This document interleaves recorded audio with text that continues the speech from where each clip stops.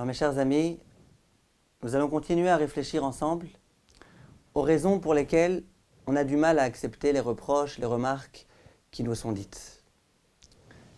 La troisième raison principale et majeure, c'est que l'homme, d'une façon générale, a peur du changement. L'homme est habitué à son rythme de vie. L'homme a son emploi du temps, à ses repères. L'homme est installé dans ses meubles et il se sent à l'aise dans ses repères, dans le cadre dans lequel il se trouve. Et les personnes en général ont beaucoup de mal à changer. Quelquefois, il y a des personnes, on leur change un tout petit peu l'heure du repas, on leur change un tout petit peu quelques petits détails dans leur vie, immédiatement ils se sentent complètement déboussolés. L'homme est habitué à ses coutumes et il a du mal à changer.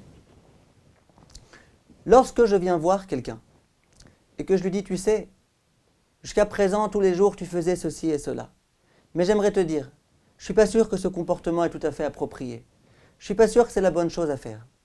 L'autre, immédiatement, dans son esprit, dans son subconscient, il se dit, mais attends une seconde, il va falloir que je change. Il va falloir que je change mes us et coutumes. Mais je ne sais pas. Ça me fait peur, ça m'angoisse. Et l'homme a tellement peur du changement, du fait qu'il va devoir abandonner ses habitudes, ses coutumes, pour se transformer, que généralement, immédiatement, il se renferme, il n'accepte pas d'écouter.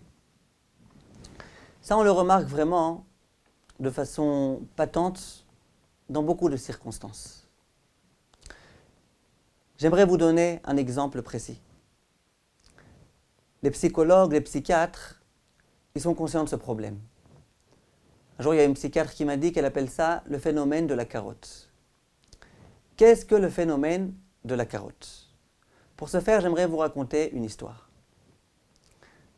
Un jour, il y a un élève qui s'est rendu chez le Rav Yechiel Yaakovzon. Et il lui a dit, écoutez Rav, j'aimerais beaucoup étudier à la yeshiva.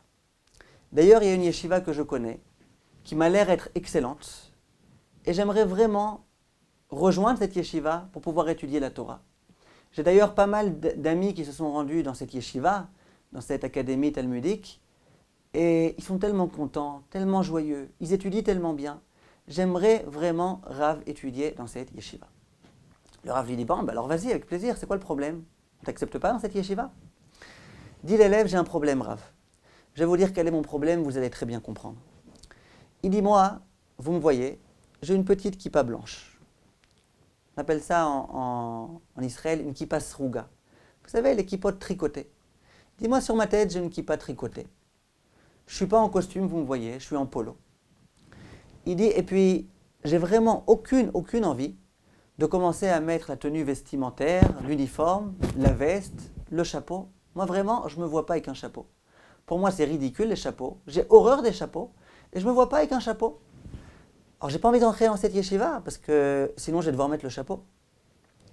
Lui dit le Rav, mais attends, je la connais bien, cette yeshiva. Je sais que dans cette yeshiva, on n'oblige personne à mettre ni la veste, ni le chapeau. Tu pourras aller dans cette yeshiva, habillé comme tu veux. Tu peux même mettre un short si tu veux, un bermuda. Personne ne te dira rien. Or, quelle est ici ton angoisse? Dit l'élève au Rav, Rav, vous avez raison, je me suis renseigné. Et effectivement, dans cette yeshiva, on n'oblige personne à mettre ni la veste, ni le chapeau, ni rien du tout. Simplement, je vais vous dire, Rav, j'ai constaté que dans cette yeshiva, la première année, au moment où les élèves rentrent dans cette yeshiva, effectivement, la plupart des élèves sont en short, en bermuda, en tous les cas en polo, ils n'ont pas la chemise blanche, ils ne mettent pas la veste, certainement pas le chapeau. Simplement, j'ai remarqué qu'au fur et à mesure du temps, quand ça fait déjà 2 ans, 3 ans qu'ils étudient dans cette yeshiva, et bien d'un coup, bien qu'on ne les oblige pas, les élèves d'eux-mêmes décident de mettre la veste, décident de mettre le chapeau, de mettre une kippa noire. Il dit, et puis moi, vraiment, je ne me vois pas dans 3 ans avec un chapeau et une kippa noire. Le Rav lui dit, d'accord, j'ai compris. J'ai très bien compris. Mais même dans 3 ans, personne ne va t'obliger.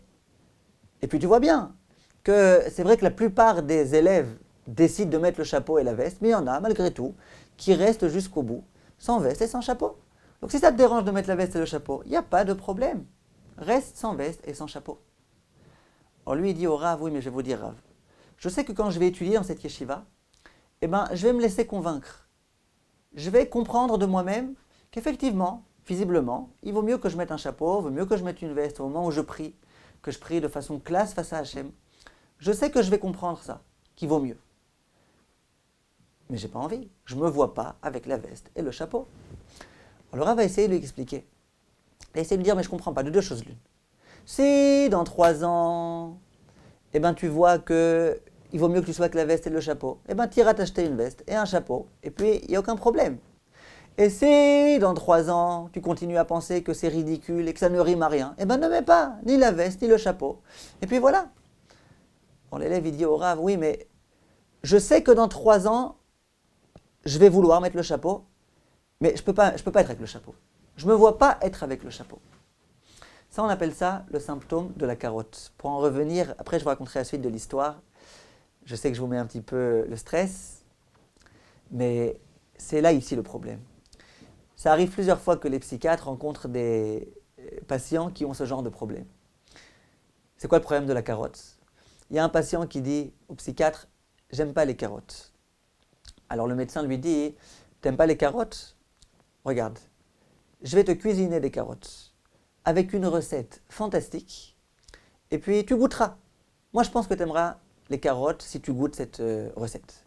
L'autre il dit, mais non, mais j'aime pas les carottes. Le médecin lui dit, alors goûte cette recette, ça va, tu peux quand même réussir à manger une carotte une demi-seconde, rien que goûter. L'autre il dit, oui, mais je peux pas. Pourquoi tu peux pas? Parce que si jamais je goûte la carotte avec la recette que tu as faite et que je les aime, il va s'avérer que j'aime les carottes. Or moi j'aime pas les carottes. Comprenez ici le problème. Je me suis convaincu que j'aimais pas les carottes. Si jamais maintenant on me prouve que j'aime les carottes, il s'avère que jusqu'à présent je me suis trompé. Il s'avère que je vais devoir changer. L'homme a peur du changement. Dans le cas de la yeshiva, c'est le même problème. Si dans 3 ans on m'a convaincu qu'il fallait mettre le chapeau, à ce moment-là je le mettrai en étant content. Pourquoi maintenant je dois m'angoisser? Réponse non. J'ai tellement peur du changement, j'appréhende tellement le changement, je me vois tellement peu avec un chapeau dans 3 ans, que d'emblée, je décide de ne pas rentrer dans cette problématique. Pourquoi? Parce que maintenant, je ne me vois pas dans 3 ans avec le chapeau, bien que dans 3 ans, je voudrais mettre le chapeau. Comment on résout le problème? Ce Rav, qui est un grand pédagogue, il a trouvé la solution. Il a dit à cet élève, écoute mon cher ami, écoute-moi bien, on va faire un jeu ensemble. Quel est ce jeu? Tu vas t'engager, tu vas promettre, j'allais dire tu vas jurer, que tu ne mettras jamais le chapeau ni la veste, quoi qu'il en soit.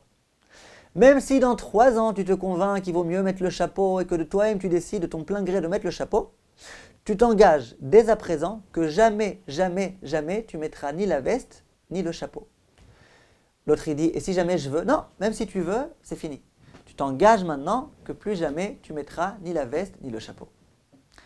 Et l'élève a dit au Rav, d'accord, j'accepte. Et il a été à la yeshiva. Pourquoi il a été à la yeshiva? Parce que toute son angoisse, c'était que peut-être qu'il allait devoir se transformer. Or, l'homme a peur du changement. Dès lors qu'il est conscient que de toutes les façons, il ne se transformera pas, parce que de toutes les façons, il a décidé qu'il ne mettrait ni la veste ni le chapeau, le problème était résolu. Continue le Rav et raconte, il dit au bout de 3 ans, cet élève est venu me voir et me dit, Rav, j'ai un problème. J'aimerais tellement maintenant mettre le chapeau, j'aimerais tellement mettre la veste. Je suis vraiment le premier de ma classe à vouloir mettre la veste et le chapeau. Et j'essaye même de convaincre les autres de mettre la veste et le chapeau. Et je leur parle de l'importance. Mais je me suis engagé. Je me suis engagé à ne jamais mettre ni la veste ni le chapeau. Qu'est-ce qui se passe ici? Dès lors qu'il n'a plus eu peur de peut-être avoir besoin d'être transformé, il a pu se transformer. Il a pu changer. Voilà ce qu'on voit de là. L'homme a peur, a terriblement peur du changement. Et dès lors que j'entends un écho de remontrance qui m'indique que peut-être qu'il va falloir que je change un certain nombre de choses dans ma vie, un certain nombre de comportements, ça m'angoisse. Et donc, je refuse d'écouter. D'ailleurs, au passage, vous savez que tous les matins, les hommes récitent dans la prière Tana Deve Eliyahu. Kol hashone halachot bechol yom, muftach lo shehu ben haolam haba. Quiconque enseigne des halachot, étudie des halachot tous les jours, à shoné. Shoné, ça veut dire qui étudie. Halachot, des halachot. Muftach lo shehu bena olam haba, il est sûr qu'il aura le droit au monde futur. Bien sûr, il y a d'autres conditions pour accéder au monde futur. Mais en tous les cas, de là, on nous montre l'importance d'étudier des halachot tous les jours. Chez Nehemar, quelle est la preuve qu'on rapporte? Ainsi qu'il est écrit, halichot olam lo. Halichot, ça veut dire des démarches. Halichot, celui qui a des monde, il aura le droit au monde.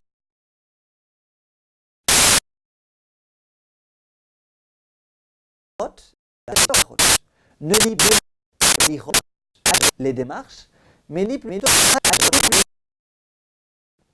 Donc,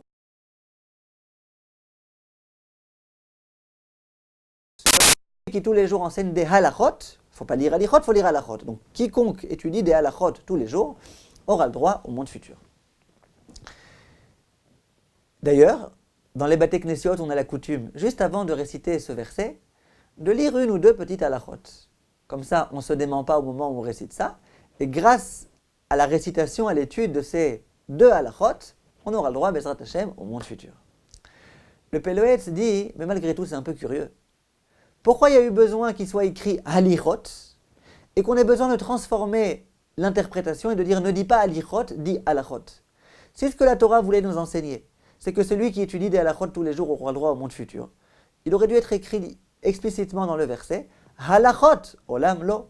Celui qui procède de halachot, celui-là aura le droit au monde futur. Dit le Pele Yoetz, c'est qu'ici on a voulu nous enseigner qu'il ne faut pas simplement être shoné halachot, il ne faut pas simplement étudier des halachot dans notre vie, mais il faut aussi être shoné halichot. Halichot, on a dit, c'est une démarche. C'est quoi shoné? Shoné en hébreu, ça veut dire transformer. Shoné, ça veut dire corriger. Shoné, ça peut vouloir dire enseigner, étudier, ça peut aussi vouloir dire transformer. Dit le Pele Yoetz, Kol ha-shoné halichot bechol yom. Quiconque change ses démarches tous les jours, olam haba, lui, il aura le droit au monde futur. Pourquoi? Quelquefois, dans notre vie, pour pouvoir progresser, on est obligé de transformer un certain nombre de coutumes et d'habitudes. Jusqu'à présent, je pensais qu'il fallait me comporter comme ça, mais je vois que, visiblement, il vaut mieux que je change. Jusqu'à présent, j'avais décidé de travailler toute la journée. Non, mais je pense que peut-être que je peux réussir à m'arranger pour étudier 1 ou 2 heures par jour. Il faut être prêt à transformer. Jusqu'à présent, je pensais que la bonne coutume, la bonne attitude à avoir dans tel cas, c'était ça. Maintenant, je viens d'étudier un texte qui me remet en question. Il faut changer. Dit le Pele Yoetz, celui qui veut être sûr de progresser dans sa vie, et grâce à cela d'accéder au monde futur, c'est l'homme du changement. L'homme qui est capable, qui souhaite changer. C'est pour ça qu'il est écrit Kol ha-shoné halichot, quiconque change de démarche tous les jours, quiconque est prêt à changer ses démarches, celui-là aura le droit au monde futur. Ça ne veut pas dire qu'il faut être complètement fou, chaque jour changer de kippa, chaque jour changer de tenue vestimentaire, un jour pousser des longues péotes, le lendemain les couper. J'ai pas dit ça. Mais il faut être capable de changer, il faut être capable de temps en temps de vérifier notre comportement et d'être prêt à le transformer lorsque ceci s'impose, lorsque ceci est nécessaire. Donc le changement est nécessaire. Simplement l'homme a peur du changement, et étant donné qu'il a peur du changement, il a peur de toute remarque qui lui est adressée, vu que celle-ci vise à changer son comportement. Et enfin, le dernier problème, et il me semble que c'est vraiment le plus grand problème, la raison principale pour laquelle généralement on a du mal à accepter les reproches qui nous sont faits, c'est que généralement, lorsque certaines personnes viennent pour nous faire des reproches, elles nous le font sur un ton antipathique, un ton agressif, un ton méchant. Et comment ça se fait? Je vais vous expliquer comment ça fonctionne. Au sein du couple, il y a bien évidemment des hauts et des bas. Lorsqu'il y a des hauts, tout va bien, on se parle gentiment, on se fait des compliments, on s'embrasse, tout va à merveille. Imaginez qu'à ce moment-là, je me dise, il y a quand même un petit point que j'aimerais dire à ma femme. Il y a quelque chose vraiment qui me dérange avec son comportement. Il faut que je lui dise. Automatiquement, on aura tendance à se dire, non, c'est pas le moment. C'est dommage. Ça va gâcher la bonne atmosphère. toute l'euphorie dans laquelle le couple se trouve à présent va être complètement rompue. C'est dommage, ce n'est pas le moment. Il vaut mieux attendre un moment où de toutes les façons rien ne va, où de toutes les façons on se querelle, on se dispute, et à ce moment-là, je dirai ce que j'ai à lui dire. Que se passe-t-il? Au moment où il y a déjà des disputes, au moment où on n'est vraiment pas en disposition d'écoute, au moment où, de toutes les façons, on a tendance un petit peu à se haïr, à se détester, à s'injurer, à se crier, à s'insulter. À ce moment-là, on se dit, maintenant, c'est le moment. Maintenant, j'ai plus rien à perdre. De toutes les façons, on est en train de se disputer. C'est le moment pour lui dire tout ce que j'ai à lui dire. Et vous vous imaginez bien que lorsqu'à ce moment-là, on dit à sa femme, on dit à son mari, voilà ce que je voulais te dire, ça ne peut pas fonctionner, ça ne peut pas marcher, ça ne peut pas être accepté par le conjoint. Pourquoi ça ne peut pas être accepté? Parce que regardez sur quel ton on le dit. Si jamais la personne sent qu'on l'aime et qu'on l'apprécie, et que la raison pour laquelle on lui dit ce qu'on a à lui dire, c'est pour le bien du couple, là il y a des chances que l'autre écoute, il y a des chances que l'autre accepte. Si par contre l'autre sent que je suis en train de me défouler, que tous les nerfs que j'ai, je suis en train maintenant de les jeter sur lui, là évidemment il n'y a aucune chance que l'autre accepte de se transformer, il n'y a aucune chance que l'autre écoute. Quelquefois, il y a des maris par exemple qui viennent voir le Rav et qui lui disent « Rav, écoutez, ma femme ça fait 2000 fois que je lui répète que ce point-là me dérange tellement, tellement, tellement. Et il n'y a pas moyen de la corriger. Ça fait 2000 fois, combien de fois je vais lui dire ?» Alors le Rav il dit à cet élève, mais dis-moi, est-ce que tu es sûr qu'il a compris? Est-ce que tu es sûr que ta femme a compris? Peut-être qu'elle n'a pas compris. Peut-être que tu t'es mal exprimé. Alors là, l'homme dit, mais bien sûr qu'elle a compris. Je lui ai dit ça 1000 fois. Alors le Rav dit à l'élève, mais peut-être qu'elle n'a pas compris combien ça te dérangeait, combien ça te faisait du mal. Elle n'a pas compris. Je lui ai crié dessus, je lui ai hurlé dessus, je lui ai dit sur tous les tons, vraiment, je lui ai montré combien ça me dérangeait. Et malgré tout, aucun changement. Dit le Rav, ah, maintenant j'ai compris. Tu croyais que parce que tu allais lui hurler 1000 fois, ça allait aider? Au contraire. Chaque fois que tu vas crier, au contraire, elle n'écoutera pas. Elle aura encore moins envie de t'écouter. Et plus tu vas crier, moins elle va t'écouter. Parce qu'un reproche, si on veut qu'il soit accepté, si on veut qu'il contribue au changement, il ne faut certainement pas qu'il soit dit avec énervement, avec haine, au contraire. Il faut qu'il soit dit avec amour. Et c'est pour ça, en général, qu'on n'arrive pas à obtenir de changement chez notre conjoint. Parce qu'on n'est pas capable de lui faire des reproches qui sont bien dites, sur un bon ton, de façon affable et agréable, et où l'autre sent que la raison pour laquelle on lui dit ce reproche, c'est pour son bien. Lorsque l'autre ne sent pas que c'est pour son bien, il reste complètement imperméable aux reproches qu'on est en train de lui faire. Et c'est d'ailleurs la raison pour laquelle il y avait un grand rave de l'époque talmudique qui s'appelait Rabbi Elazar ben Azaria, qui disait « Tamati im yesh bador hazeh sheyodea leochiach » Il dit « Ça m'étonne beaucoup qu'il existe dans cette génération un homme qui soit en mesure de faire des reproches.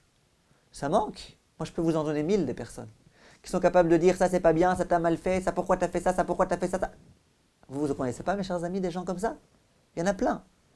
Comment ça se fait que Rabbi Elazar ben Azaria ne connaissait pas? Réponse, des gens qui sont capables de parler, des gens qui sont capables de générer du vent, ça on en connaît. Mais des gens qui sont capables de faire des reproches comme il se faut, vraiment comme il se doit, avec tout leur cœur, avec beaucoup d'amour, beaucoup de sympathie. Ça, disait Rabbi Elazar ben Azaria, déjà à son époque, ça existe quasiment plus. Si on veut pouvoir se permettre de faire des reproches à notre conjoint, il faut qu'on apprenne la science du reproche. Il faut qu'on apprenne comment faire un reproche, en quels termes, dans quelles circonstances, à quel moment, de quelle façon, comment ménager la dignité de la personne à laquelle on s'adresse. Dans la mesure où on saura faire des reproches, on s'apercevra combien ces reproches sont importants, combien ils aident, combien ils sont capables de rapprocher les conjoints l'un de l'autre. Alors la prochaine fois, Bezrat Hashem, on entrera ensemble dans le vif du sujet. Merci de votre attention et à très bientôt.